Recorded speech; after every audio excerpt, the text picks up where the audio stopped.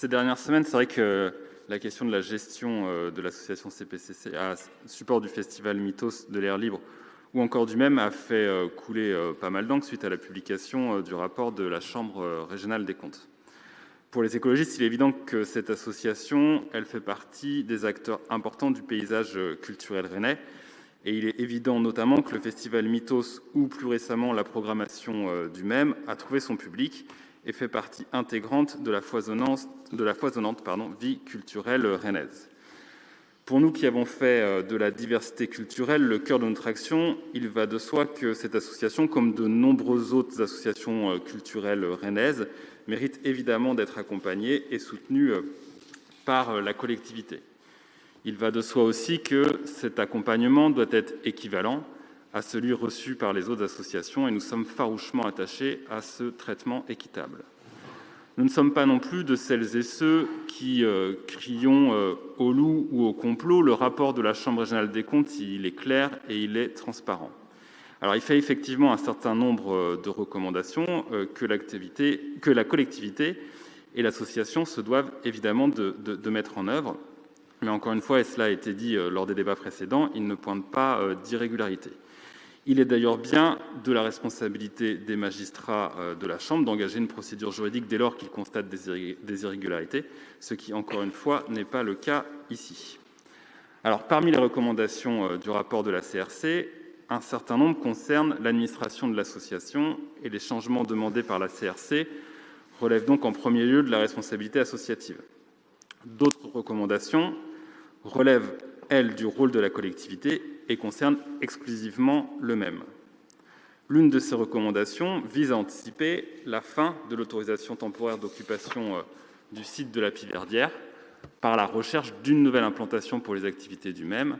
C'est une recommandation qui a été anticipée par la collectivité et il y a bien des réflexions sur ce sujet qui sont antérieures au rapport de la CRC lui-même. L'autre recommandation, elle concerne la nécessité de régulariser la situation du sous-occupant du site de la Piverdière vis-à-vis de la commune de Rennes, à savoir l'entreprise Manger Bon, qui gère la guinguette associée au même, qui lui est gérée par l'association CPPC.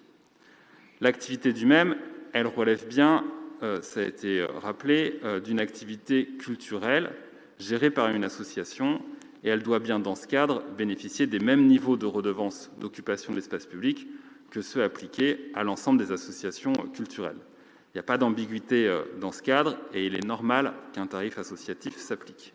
Par contre, la guinguette, elle, est une activité commerciale assurée par une entreprise des plus classiques et sur cette activité, les niveaux de redevance demandés par notre collectivité étaient effectivement sous-évalués.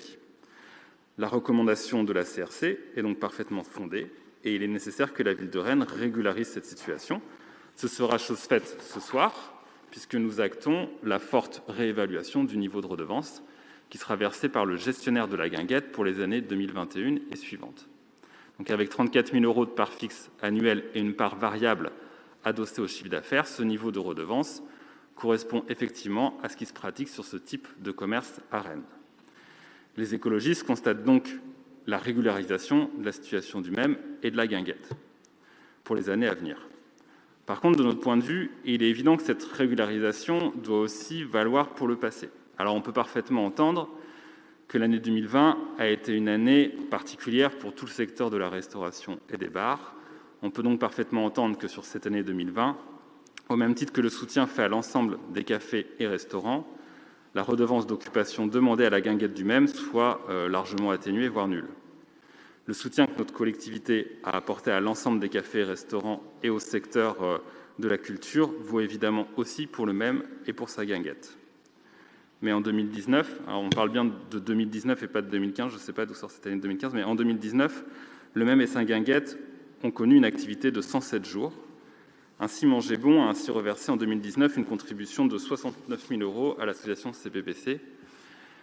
Et il nous semble que le principe de régularisation du montant des redevances versées par CPCC que nous actons ce soir pour les années 2021 et à venir doit aussi s'appliquer pour l'année 2019. Alors c'est des montants qui sont certes relativement modestes, mais dans un contexte budgétaire contraint qui est le nôtre, il n'y a aucune raison d'abandonner cette rémunération de lors que CPPC n'est pas en difficulté financière. Donc la rétroactivité, elle nous semble parfaitement possible, d'ailleurs, en prévoyant, par exemple, un surloyer sur 2021 et 2022.